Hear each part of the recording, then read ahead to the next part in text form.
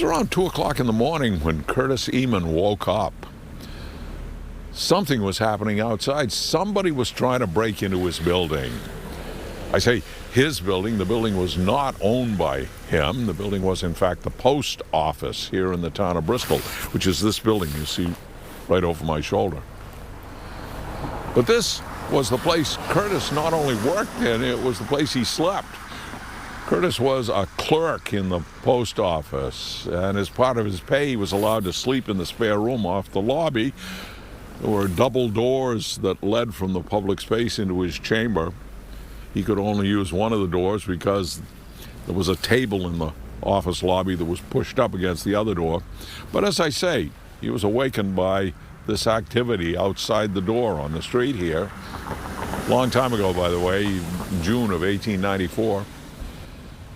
Thieves were trying to force the door open. Well, Curtis found his revolver. Everybody packed back then.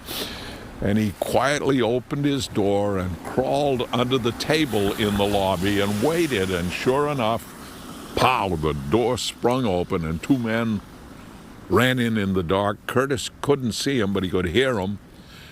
They at once felt their way behind the counter to the back of the hall where the office was located. One of the men found an oil lamp, struck a match, and that gave Curtis a clear view of the man, and he shot his revolver and the light went out. The man fell to the floor with a groan. The second thief began hollering like crazy, and he helped his accomplice to his feet. They staggered to the door. Curtis fired a second time, and one of the men returned the fire. Not a very good shot, it turned out. They found the bullet the next day in the ceiling.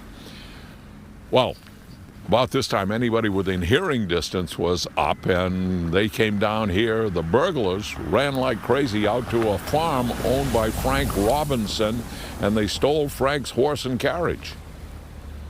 Bristol policeman Frank Kirk followed their tracks through Sanbornton and Gilmanton and finally over to Rochester, but town had no money to continue the manhunt.